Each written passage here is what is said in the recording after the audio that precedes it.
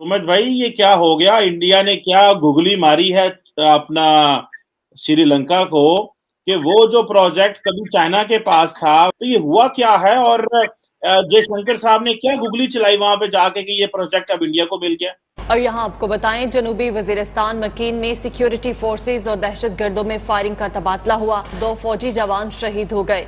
ISPR के मुताबिक security forces पर हमले के बाद भरपूर जवाबी कार्रवाई की गई। सोशल मीडिया पर सीनियर जर्नलिस्ट नजम सेठी के खिलाफ एक ट्रेंड चल रहा है। मैंने कहा ये क्या चल रहा है भाई, फिर दोबारा से जर्नलिस्टों के खिलाफ ट्रेंड चलने शुरू हो गए। तो पता ये चला कि उन्होंने एक इंटरव्यू दिया है इंडियन टीवी को। और मुझे लगता ये है कि जिस तरह पीटीआई ने मामला को डील किया है और जिस तरह खत को डील किया है, इस पर बात नहीं करूंगा मैं, जिस तरह खत को डील किया है उसके बाद तो हालात और ख़राब हैं और बुरे हालात हैं, ये फंस चुके हैं। बट अल्टीमेटली उनको ये भी समझ आ रहा है कि जो इंडिया दे रहा है वो डेट ट्रैप नहीं है, जो इंडिया दे रहा है वो मदद है, जो चाइना दे रहा है वो डेट ट्रैप है। सुमित भाई, ये क्या हो गया? इंडिया ने क्या गुगली मारी है अपना श्रीलंका को कि वो जो प्रोजेक्ट कभी चाइना के पास था, वो प्रोजेक्ट जो अभी वो श्रीलंका के पास आ गया है।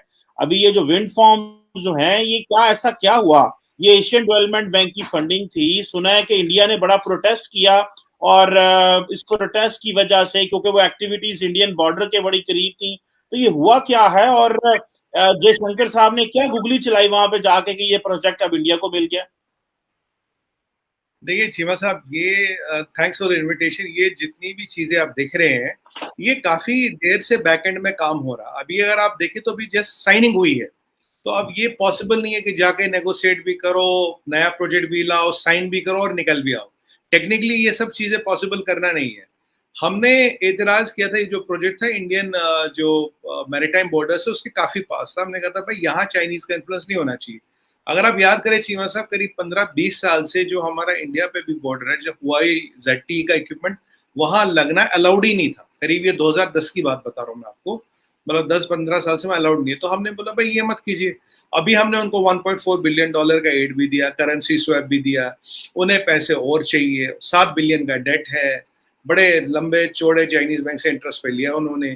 फॉरेन एक्सचेंज करीब 4-4.5 बिलियन का एज ऑन डेट है, तो 7.5 बिलियन का डेट है, आप खुद समझिए। तो उन्हें और पैसे चाहिए, उन्हें और वो चाहिए, हेल्प चाहिए। अभी आपने देखा होगा जो ईस्टर्न कार्गो टर्मिनल था, उन्होंने पहले हमें तो निकाल दिया, फिर हमें वेस्टर्न कार्गो टर्मिनल दे दिया, ठीक है जी। तो अब पीछे हमने उनको कोविड वैक्सीन दे दी, मतलब फ्री ऑफ कॉस्ट दे दी, 5 lakh vaccine free of cost दे दी। काफी हेल्प करते रहे, आज भी कर रहे, पीपल टू पीपल कनेक्ट में जो कुछ कर रहे हैं वो कर सकते हैं। बट अल्टीमेटली उनको ये भी समझ आ रहा है कि जो इंडिया दे रहा है वो डेट ट्रैप नहीं है, जो इंडिया दे रहा है वो मदद है, जो चाइना दे रहा है वो डेट ट्रैप है। अगर आप देखें हम्बनटोटा पोर्ट तो लिटरली चाइनीज को मिल गया। 99 साल तो मतलब आप मान लीजिए बहुत बड़ा टाइम होता, आपने चाइनीज को पोर्ट दे दिया।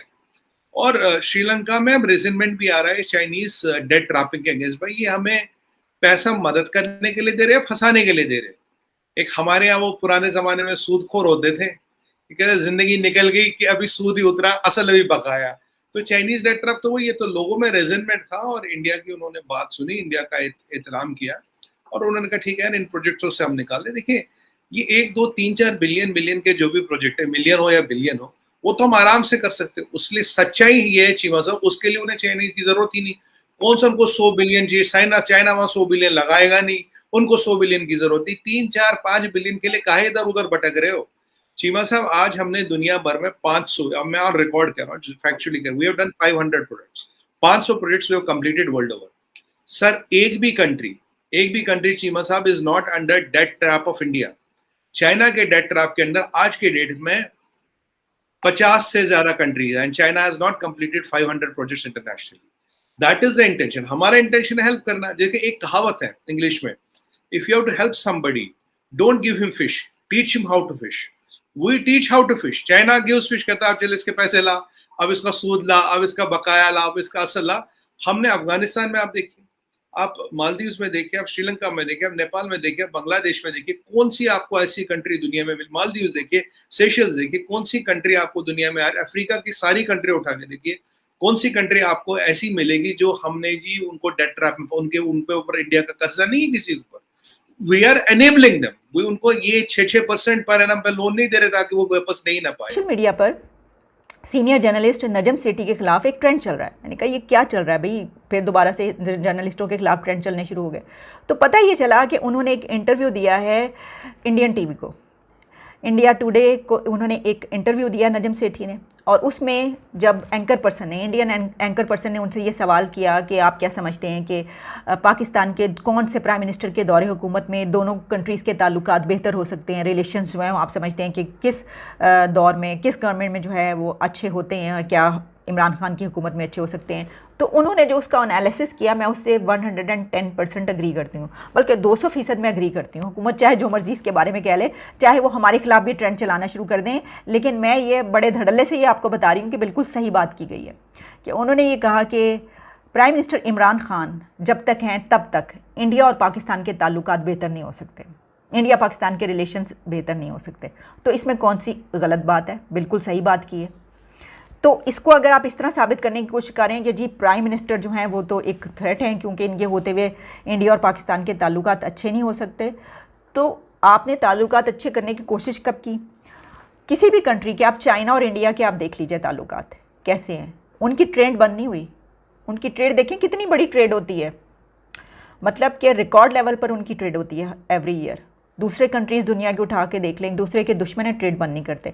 हमने तो ट्रेड ना करने की कसम खा ली।